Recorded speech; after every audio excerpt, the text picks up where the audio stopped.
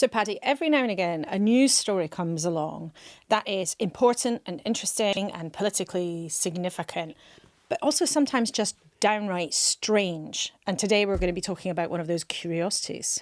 Well, it was more than a curiosity because it was a resignation of a government minister. And I think as well, it would have had far more prominence in our lives if it wasn't for the tides of the news. It sort of ebbed because of war. That's absolutely right. So today we will be talking to a man who was a government minister, Josh Simons.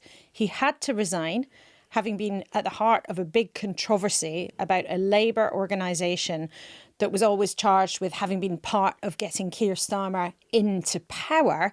Also, in a bizarre twist of fate, Josh Simons, who's still a Labour MP, worked at Meta, who of course found themselves at the heart of one of the huge big news stories of this week, found alongside Google, of producing algorithms and products that are addictive. This is his first proper interview since he resigned on this Saturday's edition of Newscast.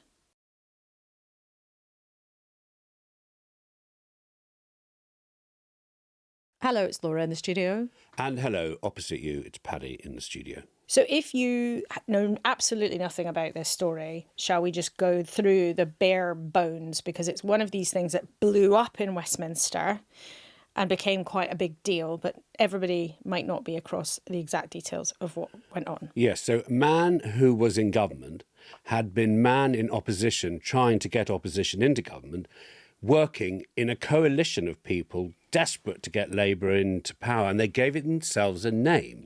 The name was Labour Together, and that think tank that was previously run by Morgan McSweeney, who after they won the election became Keir Starmer's chief of staff. You might have heard of him. Now, there was controversy back in 2023 when there was an accusation and a story that appeared in the Sunday Times that Labour Together had not declared more than £700,000 worth of donations to them. Now, that was a big story. It was known that Keir Starmer had links to that think tank, and it was something that caused a lot of consternation. It's more than an oops. So and it wasn't even a story, it was confirmed. So it's £730,000 not correctly declared. And as you say, it wasn't an oops. £700,000 is a lot of money. Now, that story was written by two very expert, good journalists, important leading members of the Westminster Press Pack, Gabriel Pogrund and Harry York. And some of the information in that story was from documents made available by some other people. Josh Simons then at that point is the boss of Labour Together. He thinks, how did they know all of this stuff? Where did it come from? And he then went to seek help to try to get to the bottom of how it had all emerged. Fast forward then to earlier this year. Yes, because they hired a PR firm to look into possible avenues of information going from Labour Together to journalists. Now, what then became clear was that this firm was investigating the journalists, which is very unpopular in a free speech country, which we apparently still are. So it began to snowball because individual people who you have named, like Gabriel Pogrund, discovered that the firm had been researching their life, their views, their home. And then that becomes a news story. So this is all very story upon story, but you end up with a situation where a government minister stands accused of spending £30,000 trying to investigate journalists doing their job as part of a free press, which in this country we hold very dear. So let's get on with our conversation with Josh Simons, his first long interview about what really happened. And also we're going to ask him for his inside track of what was really going on at Meta. Hello and welcome to Newscast, Josh Simons. Hello. Josh, just at the most simplest point, why are you speaking now? Has time gone by? Do you look upon it as a giant error in your life and you want to clear the air, or have you been waiting for something to happen that's happened? Why are we meeting you now? Well, the honest answer to that, Paddy, is that there's lots of things that I've done before politics and really important public debates going on that I want to contribute to. Some of them I hope we'll talk about today. And I feel like that experience, for example, the years I worked at Facebook before I became an MP, it's really relevant to some of the big conversations we're talking about now. So I think it's important to be able to say what happened in the the series of events that led to my resignation. But really what I want to do is contribute to these important things in public debate, and to do so with humility and straightforwardness. So that's why I'm speaking today. So we've given newscasters the sort of bones and the headlines of actually what happened. But just take us back to the beginning then. Why did you decide at all to engage a PR firm? And is it ever appropriate to investigate a journalist's sources like that? Well, we were concerned that information that had been obtained was confidential information that might have come from a hack of the Electoral Commission. And we were concerned that that information might be used to retell the story of the anti-Semitism crisis that happened under Labour Together, and to downplay it. And the reason for that was, when we were asked these questions about something that had happened a few years earlier, Labour Together's failure to declare its donations, which it reported, the documents that were referenced were private documents. They were actually a letter from a lawyer to the Electoral Commission, and they were a record of a phone call to the Electoral Commission. And a few months before that, there had been a public confirmation about a hack of the Electoral Commission. And we couldn't really explain how these documents that appeared to have come from the Electoral Commission had been obtained. And when we then saw the published piece in the Sunday Times, at the bottom of the piece was this quite strange reference to an upcoming book by a man called Paul Holden, who I'd never heard of, and the title of that book was called The Fraud, Keir Starmer, Labour Together and the Crisis of British Democracy. And that book was going to be published on a blog called by a guy called Matt Taibbi, who I'd never also heard of. So a couple of days later, after that Sunday Times piece was published, there was a blog on Matt Taibbi's website, and that blog referred to a cache of documents and leaked documents from the Electoral Commission. And it all just added up to this odd picture of a cache of documents that appeared to be related to the Electoral Commission in a context where there was a publicly confirmed hack of the Electoral Commission. And when I looked up who this guy Paul Holden was, his book was being published by a publisher, OR Books, and the other book that was listed next to his book was a book called Weaponizing Anti-Semitism, How the Israel Lobby Brought Down Corbyn. And as a Jewish person who resigned from Corbyn's office, actually, where I worked for a period, because of their failure to deal with anti-Semitism, that made me really concerned about the motivations of the people who were writing this book, and the fact that the material they had seemed to be private, confidential material that had actually come from the Electoral Commission. And that meant we thought, well, let's ask for advice. I had no experience of anything like this, so I asked for advice, was referred to APCO, and they said they had a cybersecurity expert who could trail the dark web and look at where that material might have come from, and they could investigate it and provide us with some advice. Right, but that's a very long way round saying why you wouldn't have resigned if there hadn't been a problem. Do you accept that whatever you might have explained to our newscasters started you on this trail, that the trail led into very dark and bad places? Do you get the fact that we don't want journalists' lives, homes, views, research? Do you have anything to be sorry about, anything to resign about? Absolutely. There's no doubt about that. I mean, there's a couple of things to say, Paddy. The first is that I always teach my kids a very simple thing, which is that sometimes in life, things that you didn't intend to happen, and you have to take responsibility for those, and that's what I did. What didn't you intend to happen about the named people who were investigated? What didn't you mean to happen? Well, I've always been really clear that I never intended any newspaper reporter to be investigated. That was never my goal. And when I was subject to a pretty forensic process, first with the Cabinet Office and then with the Independent Advisor on Standards, Laurie Magnus, I shared reams of documents that I could never make public. I had hours of interviewing, and he found that I hadn't breached the code because I was being honest and truthful. But it's still the case that I gave the impression that that's what I'd intended, even though it wasn't. And actually, I think it was right for me to take responsibility for that, to say, look, I'm so sorry this happened. I spoke to the journalist at the heart of this, the Sunday Times journalist, and had a long conversation about it. And I think he knows what happens. And I took responsibility for it, and I do take responsibility for it. And that's why I resigned. Just in terms of the basic facts, though, here, Josh, what you're saying is you did not ask that firm to look into Gabriel Pogrund, Harry York and Henry Dyer, who were the newspaper reporters. Is that what you're saying? You never asked for that to be done on your behalf?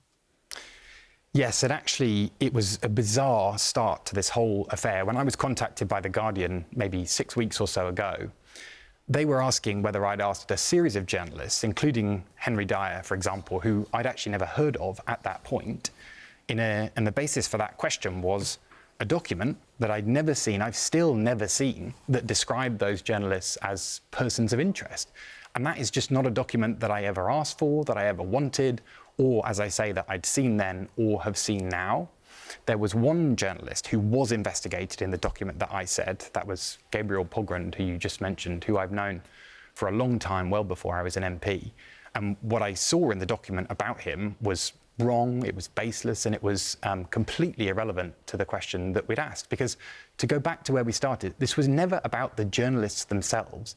It was about how this information that appeared to have come from the Electoral Commission had been obtained by this guy called Paul Holden, and whether or not it had come from a hack of the Electoral Commission, and that's what we asked them to look into. But did you explicitly ask for Paul Holden to be investigated, or Andrew Feinstein, or Matt Taibbi? Because they were the people, Paul Holden, who wrote the book that you said raised concerns. You talked about your concerns because of his political stance. But there's two different things here. There's you raising concerns about how he had been part of Jeremy Corbyn's sort of version of the Labour Party, where there'd been concern about anti-Semitism. Then there's concern about whether or not your organisation might have been the victim of a hack. So for the record, explicitly, did you ask for those people to be investigated? No, it was never even about those two individuals themselves. It was about how they'd obtained this material. And just to go back to the context at the time, 5 months before this, the government of the day had announced that there was a hack of the Electoral Commission. During this work, a statement was made to Parliament saying that there'd been hacks of multiple organisations and individuals around British politics. And so when we were confronted with these private documents that only our lawyers and the Electoral Commission had a record of, it seemed like it was an important enough thing to go away and find out. And, you know, APCO, the firm, assured us that they had a cybersecurity expert who could go and trawl the dark web and find out about this.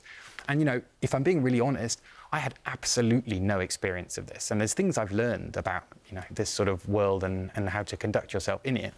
But I had no experience of it. I was told that this firm was credible, serious, international firm. They could go away and find out whether that material was out there on the dark web and why it was being used. And they would provide a report and advice on what to do about that. Because the thing is that you're scampering across the timeline a bit, aren't you? Because the story was about undeclared money. That's the story which they tried to investigate. And then Paul Holden has told us that the contract signed with APCO sought to proactively undermine factually accurate public interest stories that dealt with serious unlawful conduct by the most senior people in the incoming Labour administration, many of whom were Simon's personal friends and political allies. This was intended to undermine not just my work, but the work of all the journalists, including Gabriel Pogrund and Harry York of the Sunday Times and Matt Taibbi. Do you understand the charge that Paul Holden is making about what you did, which you say is unintended, but do you understand that statement? He's making a claim about what I intended to do that just isn't true, Paddy. The context of the time is really, really important, and there are two separate things to say about it. One is that the anti-Semitism, it's not just a story, it's not just a difference in political argument or narratives. I worked in Jeremy Corbyn's office. I left that office because I saw instances in which anti-Semitism was not dealt with repeatedly that I couldn't stomach being around. I then brought a case to the EHRC, and I did that because I thought it was completely wrong for one of the two major political parties in this country to have any doubt that they needed to deal with anti-Semitism. So it was important to me that when I hear about this book from this person I've never heard of and this outfit that he's part of called Shadow World Investigations, run by a man called Andrew Feinstein, as Laura said, it appeared to me that there was a serious risk they would be using private, confidential information that appeared to have come from the Electoral Commission to cast doubt on something that I had experienced firsthand. And what I wanted to do was find out whether that material had been obtained illegally, whether it had come from this publicly confirmed hack of the Electoral Commission, and whether it was going to be used to question what is a fundamental part of Keir Starmer's leadership, which is dealing with the moral scourge of anti-Semitism in the Labour Party. Well, Andrew Feinstein has previously said that your resignation letter didn't say that he was the Jewish son of a Holocaust survivor, also that he was Keir Starmer's political opponent in his constituency. And Matt Taibbi said it was absurd to suggest that they were using Russian sources. Most of it came from freedom of information requests. And he says that everybody was all lumped together. I suppose, Josh, the thing is here, do you now think that you were naive? Do you think you were foolish? You say you weren't meaning to do anything wrong. It wasn't what you intended for a journalist to be investigated. But if you went to a PR firm saying, please, can you find out about where this story came from? Surely, actually, it was inevitable they were going to look into what the journalists had been doing if you're asking where a story comes from. So looking back now, do you think were you naive? Were you foolish? Were you mistaken? How do you characterise it? Absolutely, I was naive, and there's a lot I've learned from it, and there's things that I would have done differently. You know, for example, when I got the report with that really, frankly, bizarre and reprehensible information about Gabriel Pogren, the day afterwards, I asked for it to be taken out, and then I asked our lawyers, Mishcon Dereya, to make sure that the report was confidential and to look at the contract with APCO so that they assumed responsibility for it to protect us. Now, I wish that I'd asked them to do that before any of this was commissioned so that they were in the driving seat and that they understood it. But I didn't do that, and I've learned. And, you know, another thing I wish I'd done, when I got that report, I took steps to protect, you know, the journalists that I knew well, take the information out, make sure the report's confidential. But I wish I'd just sent him the report, rung him up and said, look, there's this very odd information about you that I know to be untrue because I know, you know, you. But it's in there, and you should decide what action to take on it. So there's absolutely things that I've learned and things that I would have done differently. Yeah, I mean, it sounds like a car crash, doesn't it, Josh? Because it's someone you know, it's an action you've started with unintended consequences, which produces information that you know to be wrong. I mean, that's like betraying a contact, isn't it? Did you feel that you'd betrayed Gabriel Pogren?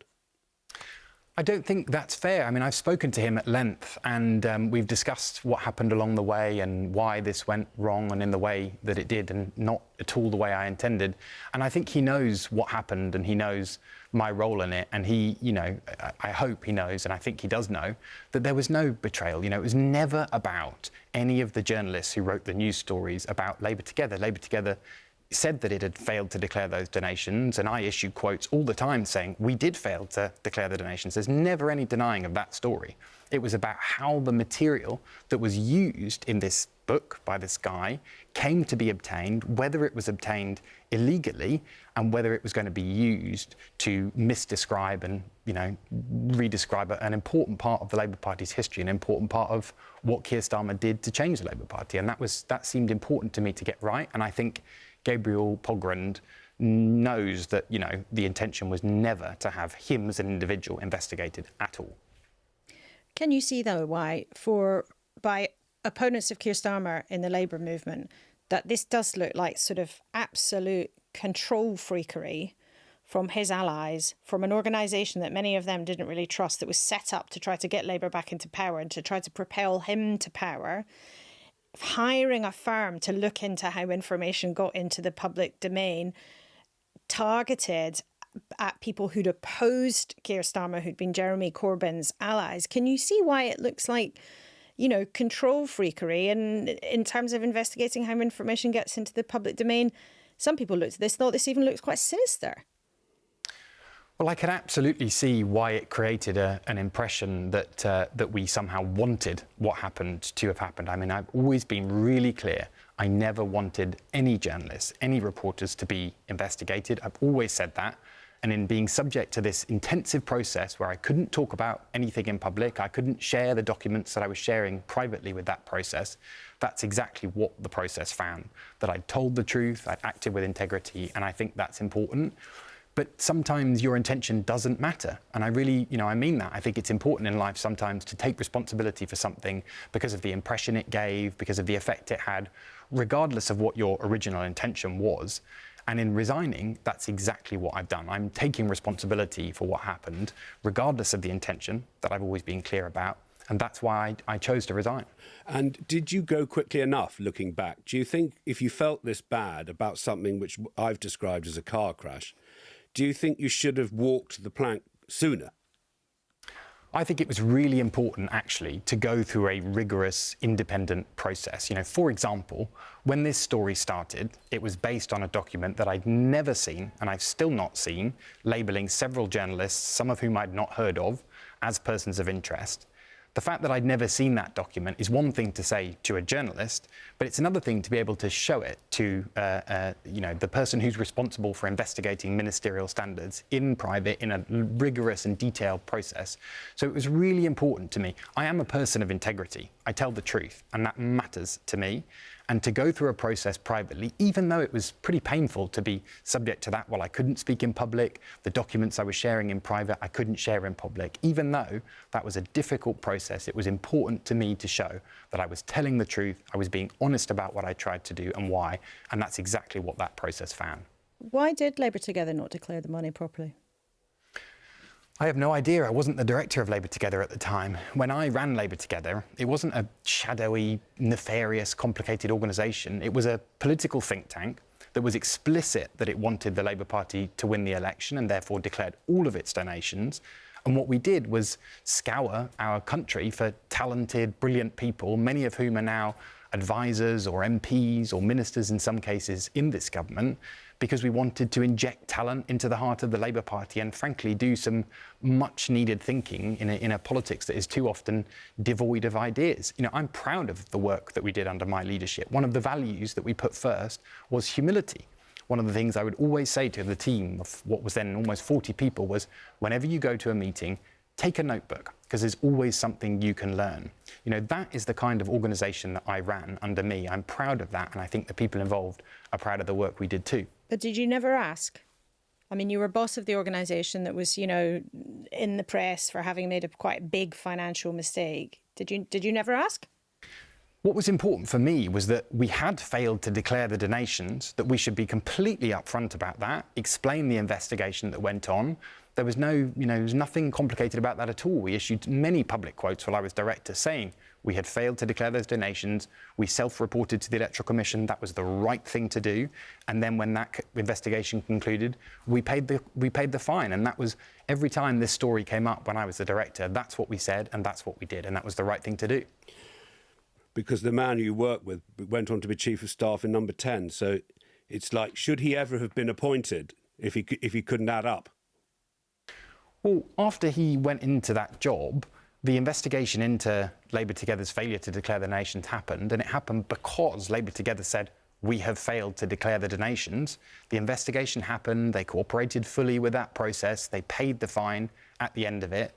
All of that happened before I was the director. At that point, I was living in Bury and running an organisation called the Civic Power Fund. And when this all happened before that, I was studying for a PhD in Harvard, writing a book about technology and democracy. So when I ran Labour Together, I was very clear. We got advice from lawyers about what we should declare and why. We declared every penny correctly.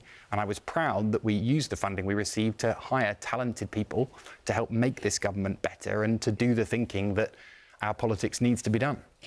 The statement that we have from the PR firm in question is that we are deeply committed to upholding values and standards as an organisation. They say they're in the process of undertaking a detailed internal review of the project. So a curious story that cost you your job in government, Josh Simons.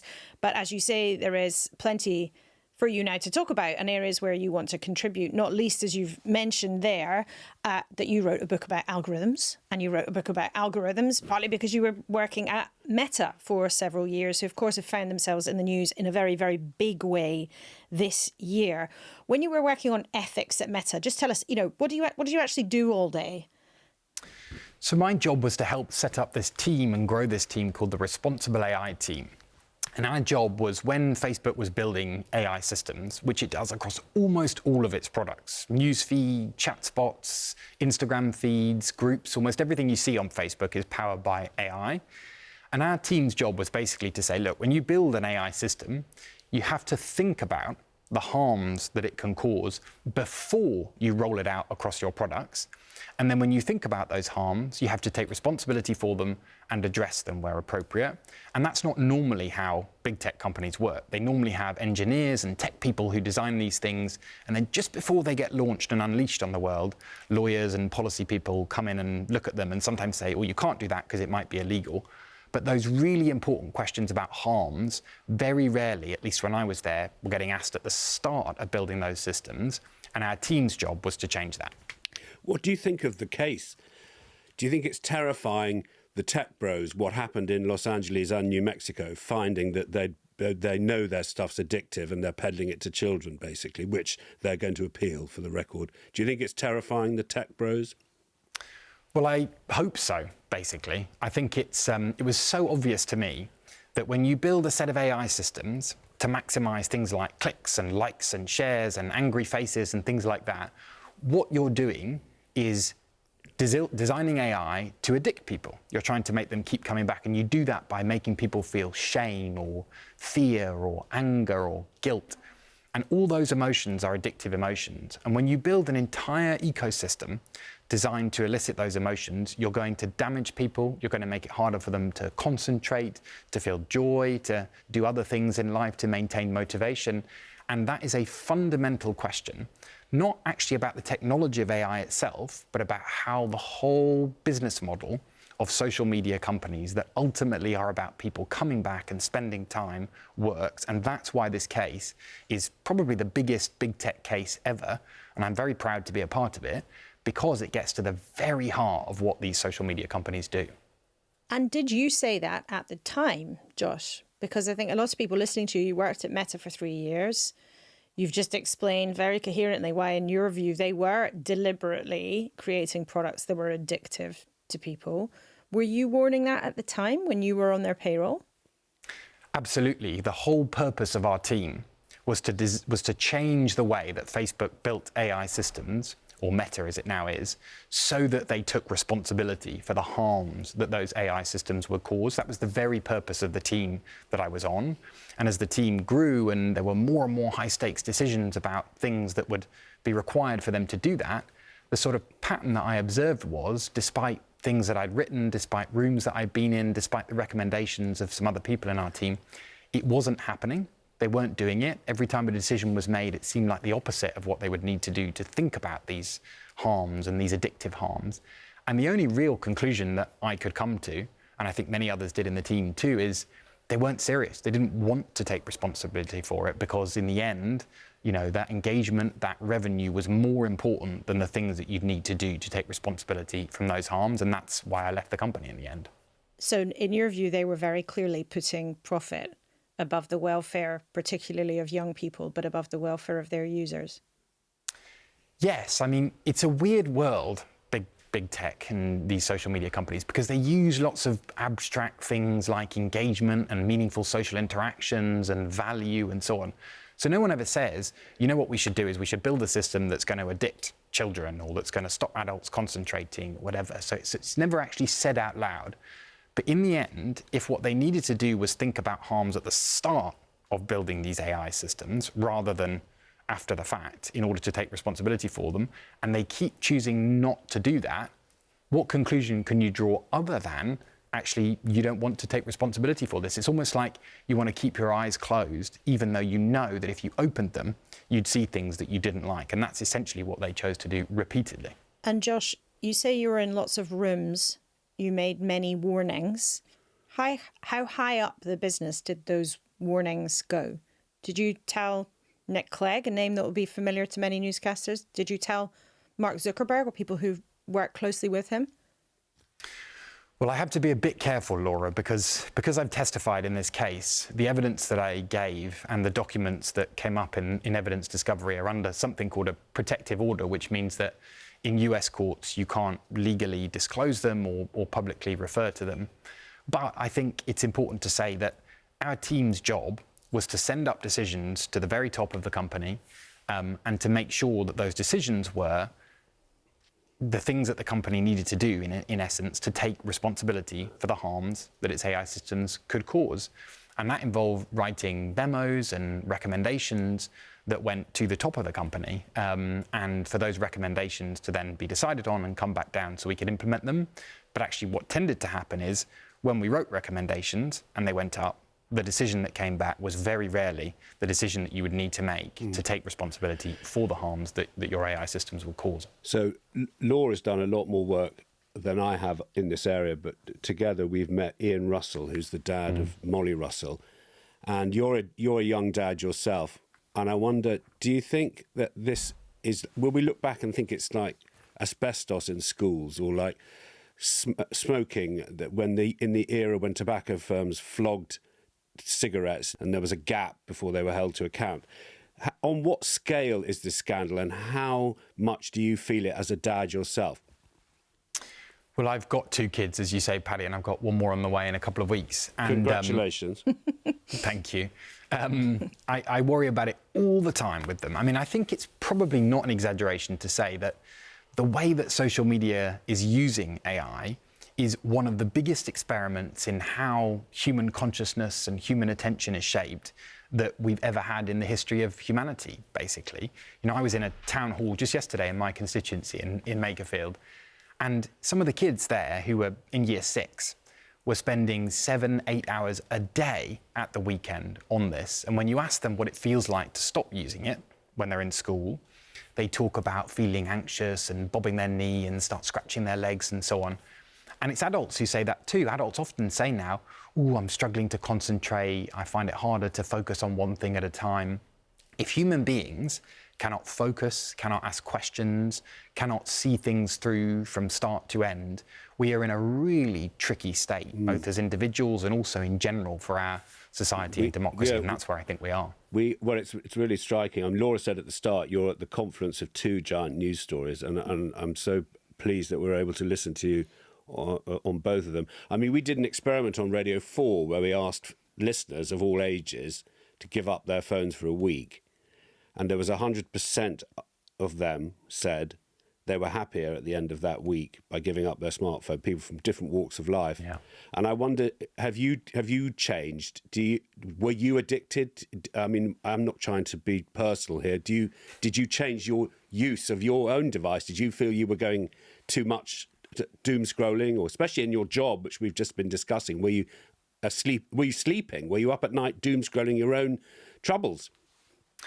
Well, I have to say that the few-week period that we were talking about before, before I resigned, that was particularly bad for my Twitter addiction, and I've since nixed it on the head a bit more. But you know, like all addictions, basically it's a constant struggle. It's not you've fixed it or you haven't. It's just a constant struggle.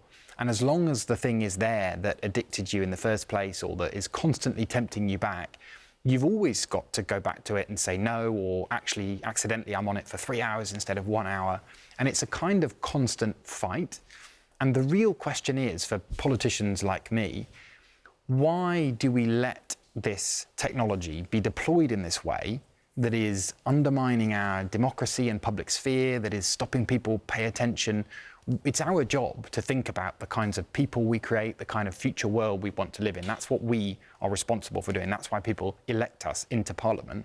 And I think there are some very fundamental questions here about whether we can just allow people to be constantly sort of under this addictive fight, or whether actually there's some more deep question that we need to ask about whether people should be allowed to be corrupted in a way by this technology that exists only to addict them when made by social media companies. Meta's statement this week said teenage mental health is profoundly complex and can't be linked to a single app. We will continue to defend ourselves vigorously. Google says of the legal case, this case misunderstands YouTube, which is a responsibly built streaming platform, not a social media site. But Josh, let's just move on, though, to the politics of this. As you were saying, you as politicians and your rising generation of politicians, also you're someone who's much younger than me and Paddy. What should the government do? You know, I mean, they're consulting on banning social media for under 16s. That conversation has been going on for a long time. What would you like to see the government do? Well, I think we probably should do both of the bans, ban phones in schools and ban social media for under 16s. But I do really worry about it. And it was interesting last night in the town hall that I hosted. Someone said to me, well, if you ban social media, and this was a, I think, 12-year-old girl, and she said, if you ban social media, you're punishing me for something that's big tech's fault. And that doesn't feel fair. Why is it always me and our fault and things that we're doing wrong? Now, I think in the end, it probably is the right thing to do, partly as a sort of temporary measure. But I also think we, i.e. politicians, shouldn't let ourselves off the hook for the deeper thing. Because this 12-year-old then went on to say, well, when we first had cars and combustion engines, didn't you have to put in traffic lights and road markings and zebra crossings and all the rest of it? And isn't it your job to figure out what those are going to be like for the world of AI? And I basically think she's right about that. It is our job. We've got to make this world safe for kids, just like we do all other worlds. And that isn't just simply about a ban. It's about what kinds of algorithms are these companies allowed to train and roll out on our children? What kinds of content should those kids be allowed to see and why? And those deeper questions are incumbent on us to ask and to answer, regardless of the banning of the social media in under 16s or in schools. Should we be banging people up? I mean, should we get named people at big firms and say, you're going to go to prison if any child in Britain sees strangulation porn on your site? If any one single child in Britain sees that, you'll go to prison. Do you think that's the sort of thing that would make a difference? I do think there is a role for individual corporate accountability for people at the top of companies to get banged up in situations like that, particularly if they know that that sort of content is circulating on their platform, and quite often they do. But I don't think it's the key issue. Sometimes we focus on the most extreme forms of content, you know, strangulation being an example, this shocking thing called sextortion, when a kid is essentially manipulated or coerced by an adult into sharing compromising or sexual images of themselves. Those are awful, awful things, and they should be outlawed. And often, actually, it just means much more robust enforcement of existing laws in order to make that happen. But it doesn't deal with the hardest core thing that addiction is really about, which is that it makes us unable to concentrate. It makes us addicted to the platform. We keep coming back. We feel worse about ourselves, shame, guilt. And that question of addiction, how it affects our public debate, how it affects the development of children, even if we outlaw the worst kinds of content, that question of addiction will still be there. And, you know, just to give you an example of this, you know, Google say that YouTube is misunderstood and so on. But when I put my kids on YouTube Kids, it's really striking that although they don't see violence or swearing or nudity, the algorithm will push them towards what I would call slop. More and more ridiculous 6-minute videos that don't really have a plot, they don't really have a story or a narrative arc. They're just kind of, you know, AI madness. And they do that because my kids hate it when I turn off that slop. Now, that is YouTube's algorithm for kids, nonetheless aiming to addict those kids to its platform. And I think that is bad, even if there's no nudity, no violence, no strangulation. One of the very difficult policy dilemmas for governments right around the world. You were part of the government. You were part also of getting Labour back into power and ready for power. Do you think Labour's using its power well?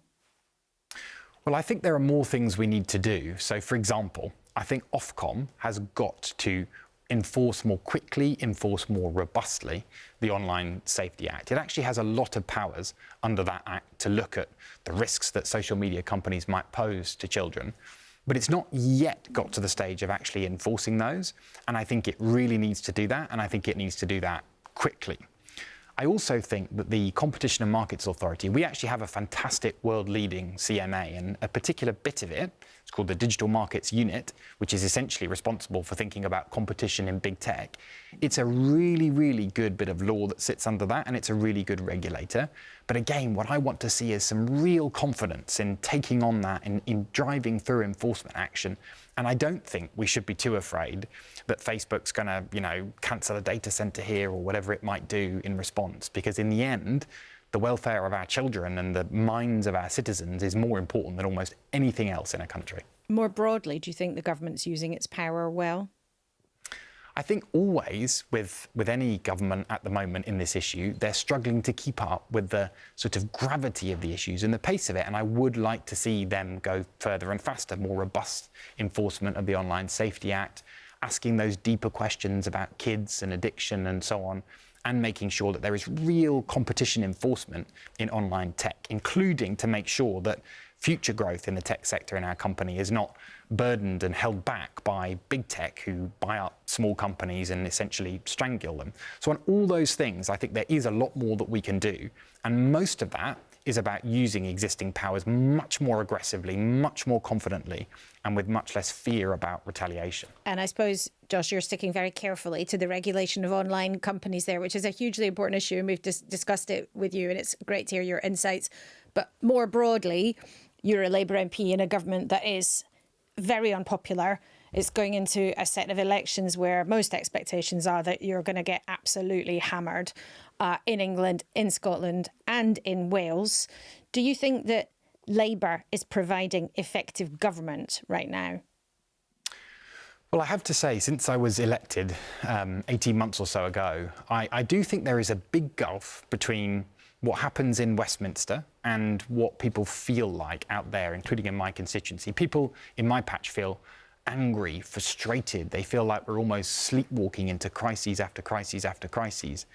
And Westminster and the sort of way our country's governed, it just doesn't really feel like that. It's kind of slower. It's more about what side of a particular debate you're on rather than why you think what you think. And I think that's partly about a sort of general paucity of thinking and ideas and big picture. But I also think that if I'm being really honest, our politics, and that includes in my party, hasn't caught up with the seriousness of the world. You know, we're in two wars right now. In one of them, 1 million people have died. And in the other one, we're in the biggest energy shock potentially for half a century. And our politics just doesn't feel as serious and as big picture as the moment demands. And I think it really is important for my party to think about that and to think, well, what does it look like to have the same urgency, the same anger, the same frustration, the same seriousness that the people in my constituency really do want. Will the Prime Minister lead Labour into the next general election? Well, I'm glad you asked that because I do, you know, the horse race question always has to come up at the very end of an interview. And I do, you know, this is a boring answer in a way, and I'm sure you're probably sitting there in the studio rolling your eyes, but we do obsess over this horse race question way too much. I mean, one of the things I think about the people positioning to be the future leader of my party is that it's actually much more important what they think they're going to do and do differently than it is who they are. And sometimes I think we get obsessed with who's positioning themselves for the top job and how and whether they're going to succeed, and actually spend far too little time asking themselves, including them, what are you actually going to do with that job? It's less important to get there and it's more important what you'll do with it. And I think, you know, the Prime Minister won a massive majority. Mandates need respect in politics, and you can't just wipe them off the table because it's going difficult and it's a tough period to be in government. But Josh, the reason people ask that question, and the reason you've just confirmed to us that there are people who want the job, who are thinking about the job, you've been very candid about that. The reason they do that is that the Prime Minister is incredibly unpopular. And without wanting to just, you know, be a racing commentator, it's not just a horse race. It's about whether or not the leadership that Keir Starmer's providing the country is good enough. And the public right now think it's not good enough. So as Paddy so surprised you with that short question, I will ask you again. Do you think that Keir Starmer will lead Labour into the next election? I think he will lead us into the next election, and I think he's got to be given the chance to do it. And I think the sort of, in some ways, just as importantly as that is, anyone who is positioning to replace the Prime Minister, briefing the newspapers that that's what they're going to do, has got to ask themselves the question, what would I actually do differently? It's less important how people would position themselves to get the top job, and much more important what they would actually do with the top job.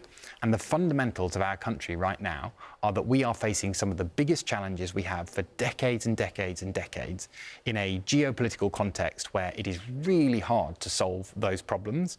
And what I care about, you know, I'm only 32. I hope that the Labour Party is going to have a bright future, seriously grappling with the country's problems for a long time. Those problems are what we should be thinking and talking about, just like the social media and kids question. And I really do think that every hour spent in Parliament with my colleagues gossiping about who's up, who's down and why is time less well spent than thinking about how we deal with those fundamental problems facing my constituents and our country. Thank you very much indeed. It's probably not an easy decision to come and meet Laura Koonsberg and talking about the scandal in which you lost your job, and then to talk about Meta from your experience with this wrinkle that you've been giving evidence in the court case. It's been absolutely fascinating. It's been great to talk to you, Josh. Thank you so much indeed for your time this afternoon on Saturday's Newscast. Very interesting indeed. We think we have to let you go to a kid's birthday party now. So we can't let you be late. You do. My wife will. I'll be in big trouble if I'm late. So we don't want to be in trouble. Thanks so much. I think what's interesting, what I took from Josh Simons talking about the terrible mess that he got himself into, was that he said, actually, I was really naive. And as you said, it was then a bit of a car crash. So his version of events that we heard at length about what happened at Labour Together, and how he then tried to go and find out what had happened, and it ends up in this completely bizarre, concerning story that you had a political organisation trying to basically dig up dirt on journalists who were going about their business. And he gave the impression, certainly, that it was all just a kind of mess of complete unintended consequences. It'll be interesting to see how other people pick up on it. But also it was really fascinating to hear him talk about what it was like when he worked for Meta. And he is somebody who, before the mess around Labour Together, he had been seen very much as someone who was on the up. Somebody says he's only 32. Bright guy, loads to offer, big ideas. I think listening to him talk about Meta, somebody who's very kind of seized of the responsibilities and the challenges of modern politics. So, I mean, I've got to say, I wouldn't be surprised if in time to come he turns up back in government, because I think the official verdict on what went wrong was that he hadn't actually done anything wrong, but the mess was making it embarrassing for the government. So that was the verdict of the Standards boss, Sir Laurie Magnus, who looked into this. So that's important to say that on the record. They sort of said, it was embarrassing for the government's reputation that this saga had happened. But actually, Josh Simons had told the truth and he hadn't sort of meant to do anything wrong. But, these things are embarrassing and they do sort of stay on people's record. But of course, newscasters will judge for themselves whether or not they found his arguments persuasive. But I was also just really struck by him talking about what it was like to be at Meta for a few years and trying to make those arguments upstairs, as he described it, that what they were doing was deliberately trying to addict people to their platforms. And I think maybe that's a bit of a preview of some of the political arguments we'll hear in the months to come. We're going to have to end the podcast, but that business of him saying just the stuff that's not illegal is so addictive. When you take it away from a child, it starts banging their leg up and down, scratching themselves, and there are cases in the papers I was reading last week of children throwing tantrums when the stuff's taken away. I think every parent listening to this would know that. Well, they're already...